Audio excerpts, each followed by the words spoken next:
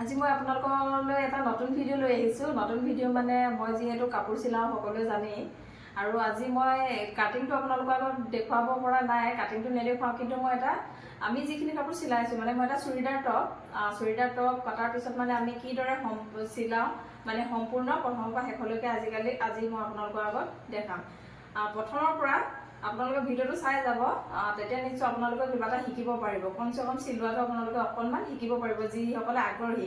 গতিকে ভিডিঅ'টো স্কিপ নকৰিব, আপোনালোকে শেষলৈকে চাই যাব। আজি যিটো মই চুৰিদাৰ টপ আপোনালোকৰ আগত চিলাই দেখুৱাব বিচাৰিছোঁ, এই টপটো আচলতে এটা চিম্পুল আৰু তলত লাইনিঙো নাই। গতিকে মই খুব সহজ পদ্ধতিৰে আপোনালোকক দেখুৱাব বিচাৰিছোঁ। আৰু মানে মই অসমীয়াতে কৈছোঁ, কিছুমানে হয়তো বুজি নাপাব পাৰে। এইটো মই এতিয়া বৰ্তমান হাতটো চিলাব লৈছোঁ, আৰু ইয়াতে জইনিং আছে। আপোনালোকে দেখা পাইছে মানে পিচকৈ কটা আছিল কাপোৰটো। গতিকে মই ইয়াতে এটা পিচ জইনিং কৰিছোঁ, আৰু এতিয়া এইটো পিচ এইদৰে জইনিং কৰিম। আপোনালোকে চাই যাব। আপোনালোকে যিসকলে শিকাৰ প্ৰতি আগ্ৰহী আছে নহয়, কাপোৰ চিলোৱাৰ প্ৰতি, এইদৰে আপোনালোকে স্কিপ নকৰিব।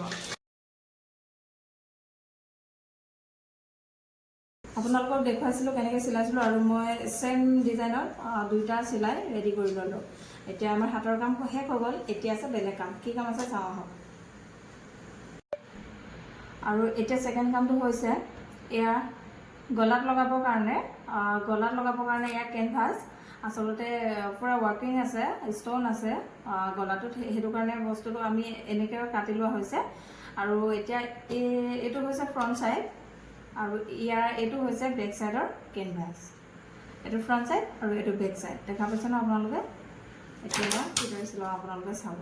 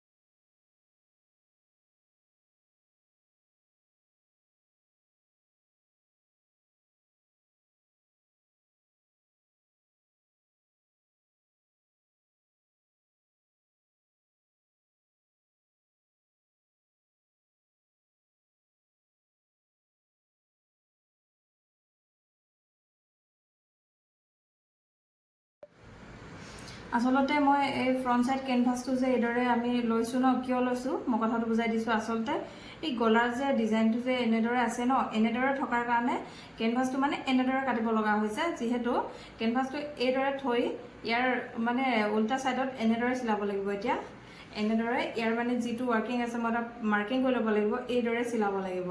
নহ'লে মানে বাকীবিলাক টপত যদি এইটো মানে ডিজাইন নাথাকে, তেতিয়া মানে নৰ্মেলি এনেদৰে কাটিব লাগে। এনেদৰে কাটি মানে ধুনীয়াকৈ চিলা লগাই দিব পাৰি। কিন্তু এতিয়া কথা হ'ল কি, মানে এইটো যে এই ধুনীয়াকৈ এটা ডিজাইন আছে ন, এই ডিজাইনটোৰ কাৰণে কেনভাছ এইটো প্ৰয়োজন হয়। আৰু এতিয়া ইয়াক কেনেকৈ চিলাওঁ চাওঁ আহক। এতিয়া মই ইয়াক এইফালৰ পৰাতো এতিয়া ইয়াৰ কোনো ডিজাইনটো ইয়াত শ্ব' নাই। গতিকে মই এনেকৈ চিলাব লাগে এইদৰে, কিন্তু মই এতিয়া নোৱাৰিম চিলাবলৈ। গতিকে মই কিদৰে লগাওঁ চাওক আপোনালোকে। ইয়াত চেণ্টাৰত এটা মাৰ্ক কৰিলোঁ, আছে মই হ'লেও দেখুৱাই দিছোঁ। যিদৰে মই কেনভাছত চেণ্টাৰত মাৰ্ক কৰিছিলোঁ, ইয়াতো এটা মাৰ্ক দি ইয়াত চেণ্টাৰত মাৰ্ক হৈ গ'ল। কিন্তু এতিয়া এই বস্তুটো ব্ৰেক ছাইডত উঠা নাই। গতিকে মই কি কৰিম, এতিয়া ইয়াতে মই নৰ্মেলি এটা চিলাই আনি দি ল'ম।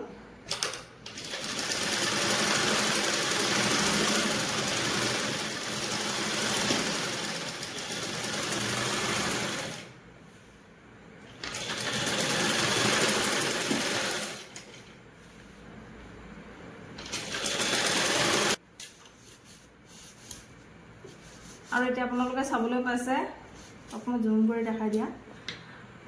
এতিয়া আপোনালোকে দেখা পাইছে বেক ছাইডৰ ডিজাইনটো উঠা নাছিল, কিন্তু এতিয়া মই ইয়াতে এটা চিলাই ধুনীয়াকৈ মাৰি লৈছোঁ বেক ছাইডৰ ফ্ৰণ্ট ছাইডৰ পৰা।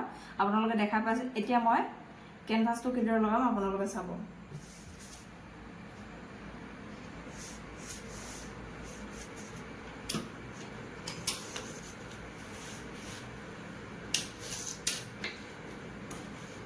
কেনভাছটো থাকিব এই কাপোৰটোৰ তলত এইদৰে দেখা পালে নহয় আপোনালোকে ফ্ৰণ্ট সাইড মানে চিধা সাইড দেখিলে নহয় আপোনালোকে এইদৰে ললো লৈ দুইটা সেন্টাৰ মিলালো এইদৰে এতিয়া দুইটা সেন্টাৰ মিলালো দুইটা সেন্টাৰ মিলাই লৈ এতিয়া চিলাই যাম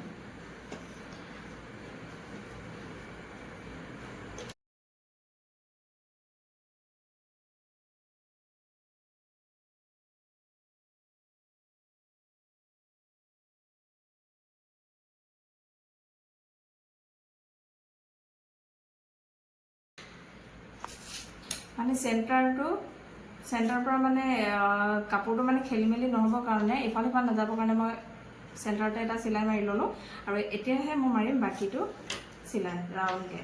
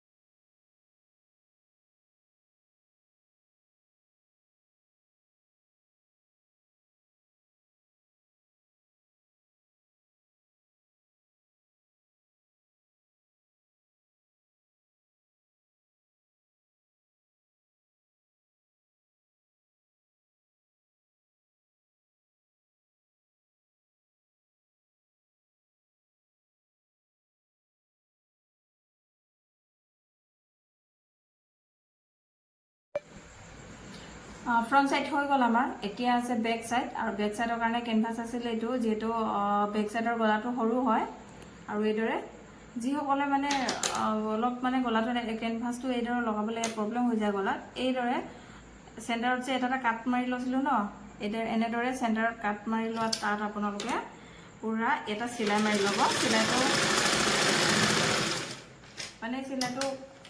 নাথাকেই কিন্তু তথাপিতো মানে চিলোৱা সুবিধা হয় এইটো মাৰি ল'লে এয়া দেখিলে মই চেণ্টাৰত এটা চিলাই মাৰি ল'লোঁ এতিয়া কেনিও নাযায় আৰু এতিয়া মই এইদৰে চিলাই আহিম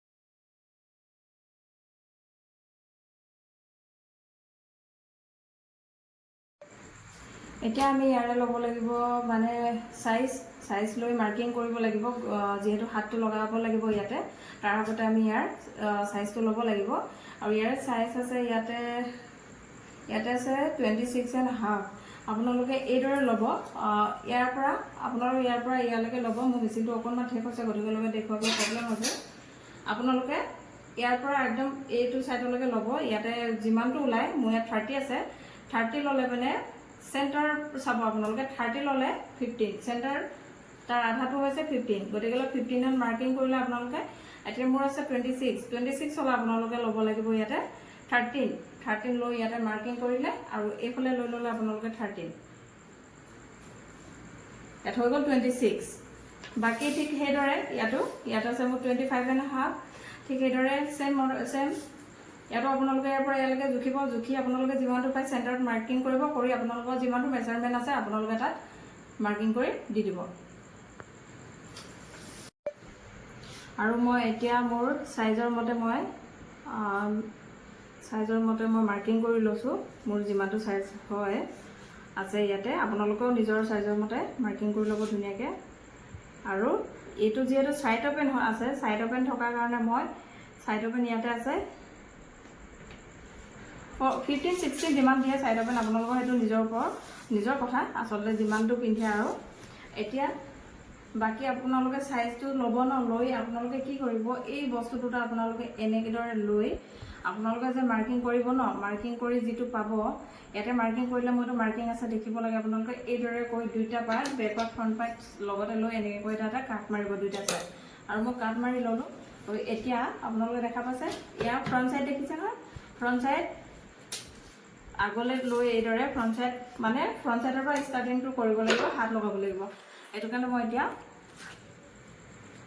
এইদৰে লগাব লৈছো ইয়াত দেখিছে ন ইয়াত এটা কাট আছে এইদৰে দেখিছে না আপোনালোকে বেক আৰু ফ্ৰন্ট এয়া মানে ফ্ৰন্ট সাইডত কাটিংটো অকনমান বেছি থাকে গতিকেলৈ এটো ফ্ৰন্ট সাইড আৰু এতিয়া মই ষ্টাৰ্ট কৰিম ইয়াতো আছে এইটো কাপোৰটো হৈছে ফ্ৰন্ট সাইড আৰু এতিয়া স্লিভৰ মানে হাতটোৰ ফ্ৰন্ট সাইডৰ পৰা মই ষ্টাৰ্ট কৰিম ইয়াত দেখিছে ইয়াতো মই যে আপোনালোকক মেজাৰমেন্ট লৈ দেখাছিলো ন মেজাৰমেন্টৰ মতে এতিয়া মই আপোনালোকক এই যে মেজাৰমেন্ট ইয়াতো ললো ন এই দুইটা কাট যে মাৰি লৈছিলো এইটো কাৰণে এতিয়া দুইটা কাট এইদৰে মিলাই আপোনালোকে সিলাই গৈ থাকিব তাত কোনো সাইজৰ কোনো খেলিমেলি নহয় গতিকে চাওঁ হওক মই কিদৰে সিলাম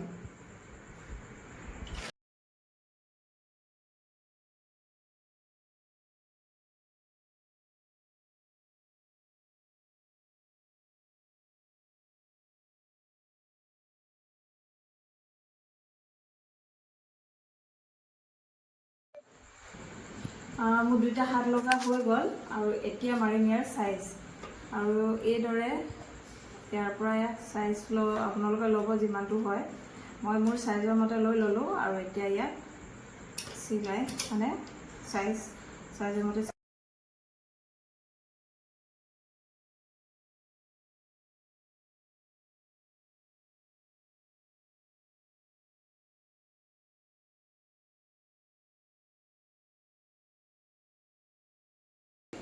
দেখিছে আপোনালোকে হাতৰ পৰা সাইড ওপেনলৈকে মই ধুনীয়াকৈ সিলাইটো মাৰি ল'লো ইয়াৰ পৰা ধুনীয়াকৈ এতিয়া বাকি নেক্সট সাইডটো মই মাৰি ল'ম আকৌ দেখুৱাই আছো ইয়া মোৰ ফিটিং মাৰি হৈ গ'ল এতিয়া মই ইয়াৰ সাইড ওপেন মাৰিম সাইড ওপেন মাৰিবলৈ হ'লে আপোনালোকে দেখিছে সিলাইটো ইয়াতে আছে সাইড ওপেনৰ আৰু ইয়াৰ পৰা আপোনালোকে চাব দুইটা সমান কৰি ল'ব এই দুইটা সমান কৰি এইদৰে সাইডত যিবিলাক মানে এইদৰে ওলাই আছে ন সূতা সকলো কাটি ধুনীয়া কৰি ল'ব লাগিব চাফা কৰি ল'ব লাগিব এতিয়া এইদৰে আপোনালোকে ইয়াত কিমানটো কাপোৰ এই সিলাইটোৰ পৰা কিমানটো কাপোৰ আছে আপোনালোকে এইটো চাব চাই এইদৰে দুইটা পাৰ্ট সমান কৰি আপোনালোকে এইদৰে ভাঁজ কৰি ল'ব ইয়াতে এটা মাৰ্কিং কৰি দিব যাতে আপোনালোকৰ ফ্ৰন্ট সাইড বেক সাইড মানে সেম সাইজ মতে হয় নহলে প্ৰব্লেম হ'ব ইয়াত দেখা পাইছে এতিয়া মই মাৰি দেখুৱাম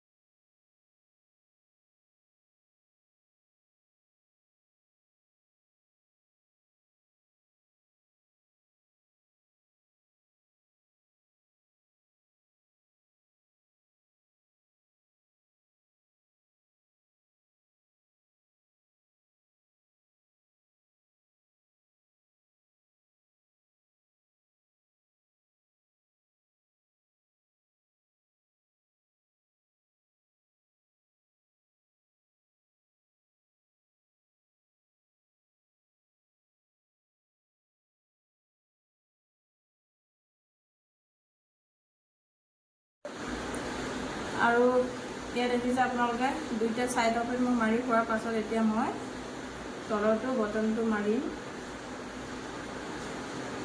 দুটা সমান কৰি ল'ব লাগিব আৰু এয়া সমান কৰি লৈ সমান কৰি এয়া এনেকৈ কৰি এইদৰে চিলাই দিব।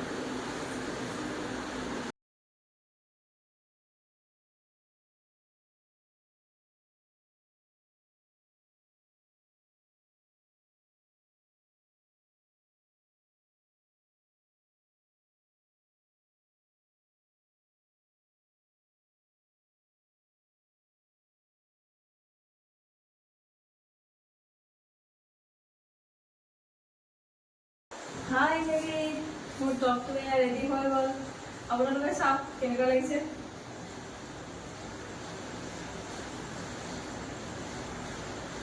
বহুত মানে শকত মানুহৰ মানে চাইজটো বহুত ডাঙৰ আছে, সেইটো কাৰণে টপটো দেখাত বহুত ডাঙৰ লাগিছে। আৰু আপোনালোকক কেনেকুৱা লাগিছে কমেণ্ট কৰি জনাবচোন ভিডিঅ'টো। আপোনালোকে চাই ভালকৈ চাওক।